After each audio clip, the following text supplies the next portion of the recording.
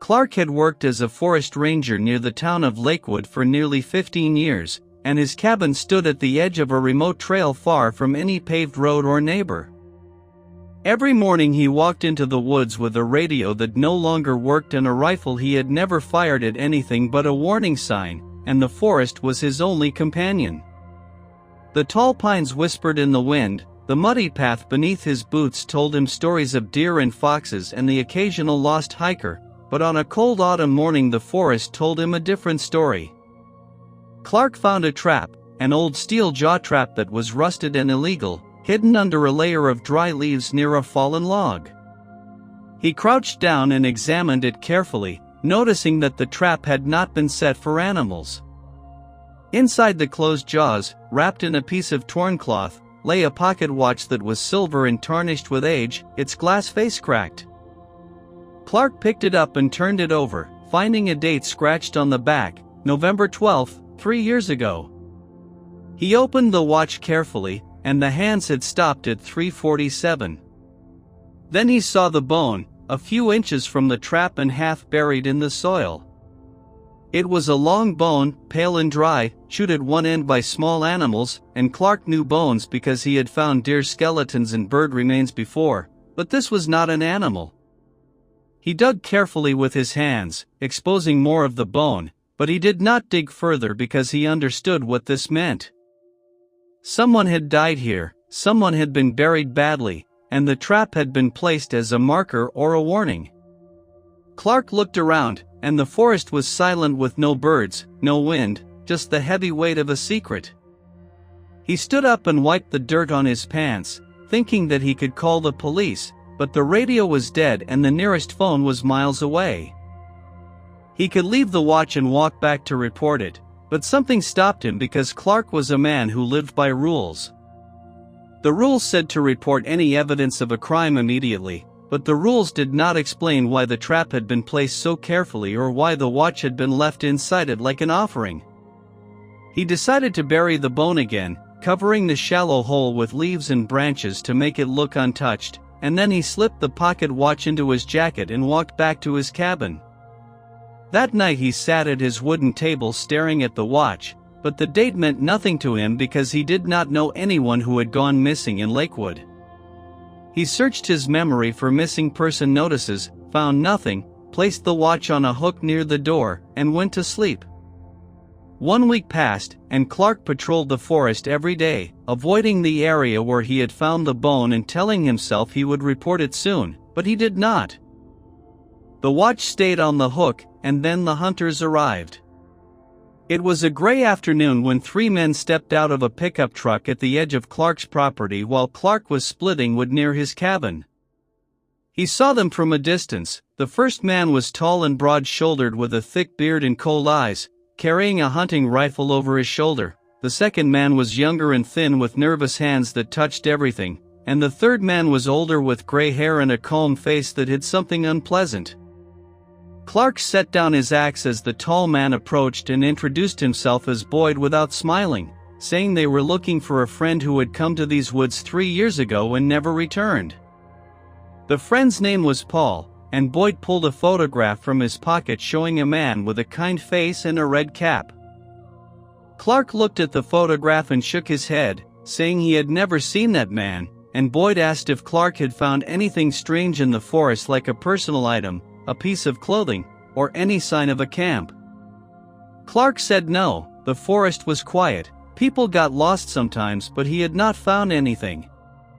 The younger man, whose name was Flynn, looked at the cabin with his eyes moving slowly over the door, the window, and the hook near the door, and Clarke felt a cold thread run down his spine because the pocket watch was hanging on that hook, visible from where Flynn stood. Flynn did not say anything, he just looked, and then the older man Dawson spoke with a soft voice asking if Clarke would mind if they searched the nearby trails. Clarke said they could search but stay away from the northern ridge because it was unstable, and Boyd nodded and thanked him, but then Boyd's eyes stopped on the hook where he saw the watch. His expression did not change, but his body went still for 3 seconds as no one moved, and then Boyd turned and walked back to the truck with the other 2 following. Clarke watched them drive away, knowing they would return, so he took the watch from the hook and hid it under the floorboards of his cabin. That night he did not sleep, keeping his rifle by his side and listening to the wind, and the next morning the hunters came back with Boyd knocking on the door. Clarke opened it, and Boyd said without entering that they had found something, a shallow grave near the northern ridge with bones, human bones, and Clarke felt his stomach drop. Boyd asked if Clarke knew anything about it, and Clarke said no, but Boyd smiled in a way that was not friendly and said the grave had been recently disturbed by someone who tried to cover it again, someone who knew where it was, like a forest ranger who patrolled that area every day. Clarke said nothing, and Boyd leaned closer, whispering that he recognized the watch because it had belonged to Paul, who wore it every day, and the date scratched on the back was the day Paul disappeared. Boyd wanted to know where the watch was, and Clarke said he did not have it, but Boyd laughed as Flynn appeared from behind the cabin holding the floorboard that Clarke had lifted and in his other hand the pocket watch. Flynn handed it to Boyd, who turned it over and read the date, then looked at Clarke and said, "Now we have a problem." Boyd did not raise his voice or threaten Clarke with the rifle. Instead he sat down on a wooden chair inside the cabin, placed the watch on the table, and let Flynn and Dawson stand near the door blocking the exit. The air inside the cabin became thick and heavy, and Clarke remained standing with his back against the wall and his hand near his rifle. Boyd said he did not want trouble, only to understand what had happened to Paul, and Clarke said he had found the watch in a trap and buried the bone because he was afraid, which was the truth. Boyd tilted his head and asked why a forest ranger would be afraid of a bone, but Clarke did not answer, so Boyd told a story instead. 3 years ago, Paul had come to Lakewood with a group of hunters including Boyd, Flynn, and Dawson, and they had camped near the northern ridge, but one night Paul left the camp to check his traps and never came back. They searched for days and called the police, but the forest was vast and the search was called off after 2 weeks, yet Boyd said they had never stopped looking because every year they returned to Lakewood to search again, and this year they had found the grave. Clarke asked why they had not told the police, and Boyd smiled again, saying the police did not care about a missing hunter from 3 years ago, and besides there were things about that trip that the police did not need to know. Flynn shifted his weight nervously, Dawson crossed his arms, and Clarke understood that the three men were not ordinary friends because they shared a secret, and now Clarke was inside that secret. Boyd asked again where the rest of the bones were, and Clarke said he had only found one bone because the rest of the body was not there, but Boyd did not believe him. Boyd stood up and walked to the window, looking out at the forest and saying that Paul had been carrying a bag of money, not a large amount but enough to matter, and the money had not been found because Boyd believed that Paul had hidden it before he died, so whoever had buried the bone knew where the money was. Clarke said he did not know anything about money, and Boyd turned with cold flat eyes, saying, "Then you are useless to us." Flynn pulled out a small hunting knife with a wooden handle, not brandishing it but just holding it at his side, and Dawson stepped forward saying they should search the cabin. Boyd agreed, and they tore the cabin apart by pulling out drawers, ripping mattress seams, and overturning the stove, but they found nothing, no money, no other bones, no evidence of another crime. Clarke stood in the corner watching, not fighting or running, just waiting, and after an hour the cabin was destroyed. Boyd sat down again, tired and frustrated, and said Clarke had two choices. The first was to help them find the rest of Paul's body and the money, and the second was to disappear into the forest just like Paul had. Clarke looked at the three men, seeing that Boyd was patient but dangerous, Flynn was nervous and unpredictable, and Dawson was silent and cold, and he knew he could not fight them or call for help because the radio was dead and the nearest road was 2 hours away on foot. He had to think, so he said he would help but needed to go back to the place where he had found the bone to search the area again, telling Boyd that he had only dug a small hole and maybe the rest of the body was nearby. Boyd agreed, and they left the cabin walking into the forest with Clarke leading them through the trees following the path he had walked 1,000 times. The sun was low, casting long shadows between the pines, the air was cold and smelled of wet earth, and Flynn walked behind Clarke with the knife hidden in his jacket while Dawson walked beside Boyd carrying a shovel. After 40 minutes they reached the fallen log, and Clarke stopped to point at the spot where he had found the trap, but the leaves had been disturbed and the hole he had covered was now open because someone had dug there recently. Boyd noticed it too, kneeling down to examine the hole and saying the bone was gone, and Clarke felt a chill because he had not returned to this place since that first day, meaning someone else had been here and taken the bone. Boyd stood up slowly looking at Clarke and asking if Clarke had told anyone about the bone, and Clarke said no. Boyd asked if there were other rangers in the forest, and Clarke said no because he worked alone. Boyd asked if there were hikers or poachers, and Clarke said it was possible but unlikely. Then Flynn spoke for the first time with a high tight voice saying maybe Paul was not dead when they left him, maybe Paul had crawled away and buried himself somewhere else, but Dawson shook his head saying the bone was too clean because animals had cleaned it, so Paul had been dead for a long time before the animals found him, but someone had moved the bone recently with human hands. Clarke looked around at the dense dark trees and realized that he was not the only person who knew about the grave. There was a fourth person in the forest, someone who had been watching. Boyd reached the same conclusion and told Clarke to take them to every place Clarke had patrolled in the last week, so Clarke obeyed. They walked for hours as the sun set and the forest became black, with Boyd lighting a lantern and Clarke visiting 5 different sites where he had checked animal traps or cleared fallen branches, but they found nothing, no bones, no money, no signs of another person. At midnight they stopped near a small creek, and Boyd said they would camp there and continue searching in the morning. Flynn built a fire, Dawson sat with his back against a tree watching Clarke, and Boyd did not sleep but sat by the fire turning the pocket watch over and over in his hands. Clarke sat apart from them with his hands tied by a rope that Flynn had brought, and he looked at the fire thinking about the bone. Someone had taken it, but why would someone take a bone that had no value unless the bone was evidence of something worse than a death, unless the bone could identify the killer? Clarke looked at Boyd, who was calm, too calm, and Clarke began to suspect that Boyd already knew who had taken the bone. Maybe Boyd had taken it himself and this whole search was a performance. Clarke decided to stop trusting anything, knowing that if he wanted to survive he had to find the truth alone.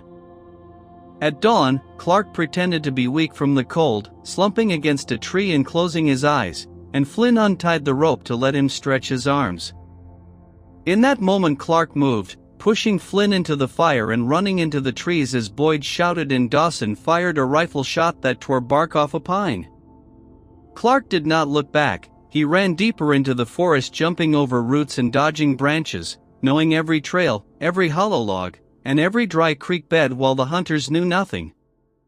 He ran for 10 minutes and then stopped to listen, hearing them crash through the underbrush calling his name, so he turned left and climbed a rocky slope that led to an old fire lookout tower that had been abandoned for years with rotting wooden stairs.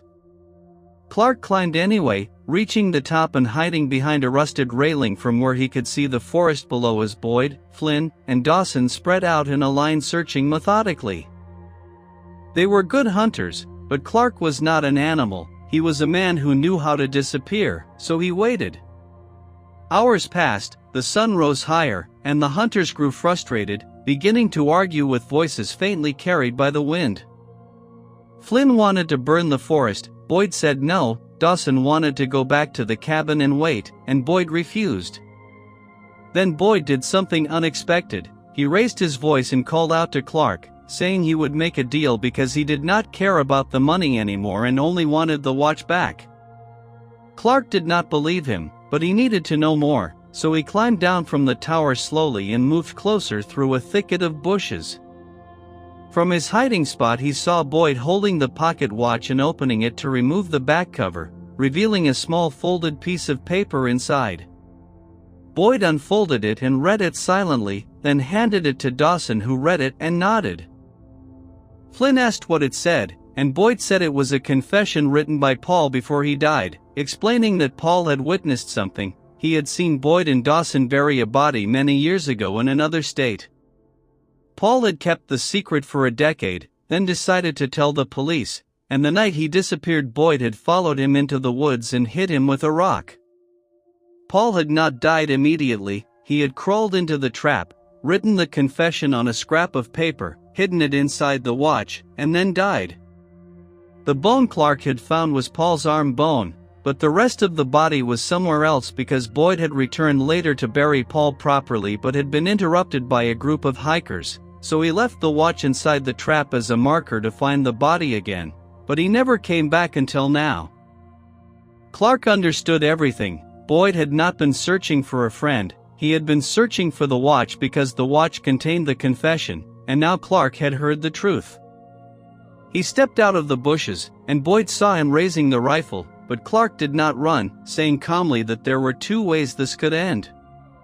Boyd could kill him and live with a third body, or Boyd could leave Lakewood and never return because Clarke had already hidden his second copy of the confession, which was a lie, but Boyd did not know that. Boyd's finger trembled on the trigger. Flynn looked at Boyd with wide eyes, and Dawson put a hand on Boyd's arm telling him to stop because the confession had been found and they could destroy it and leave without anyone ever knowing. Boyd lowered the rifle slowly, looking at Clarke with hatred, then threw the watch into the bushes and walked away as Flynn and Dawson followed. Clarke watched them disappear into the trees and waited until he could no longer hear their footsteps, then he picked up the watch from the bushes with the confession still inside. He read it, and it named Boyd and Dawson as murderers and described the burial site in another state, so Clarke knew what he had to do. He walked back to his destroyed cabin, found a piece of paper under the floorboards, and wrote down everything he had seen and heard, then put the confession and his own account into an envelope. He walked for 3 hours to the nearest town, went to the police station, handed the envelope to the officer at the front desk, and told the officer that a man named Paul had been killed in the forest 3 years ago, giving the names of Boyd, Flynn, and Dawson and describing the location of Paul's bones. Then he walked back to his cabin, and 2 weeks later police arrested Boyd and Dawson in a neighboring state while Flynn turned state's evidence and testified against them. Paul's remains were recovered from a shallow grave near the northern ridge, the pocket watch was entered into evidence, and Clarke returned to his solitary life in the forest. He repaired the cabin, replaced the floorboards, and never spoke of what had happened, but every morning when he walked into the woods he looked at the spot where he had found the bone and remembered that the forest keeps secrets yet also reveals them. One bone, one watch, one confession, and that was all it took to bring a killer to justice. Clarke hung a new hook by his door and placed nothing on it because some things are better left in the past, and the forest grew quiet again as Clarke lived the rest of his days as a guardian of the trees, a witness to the silence, and a man who had once looked into the face of evil and refused to blink.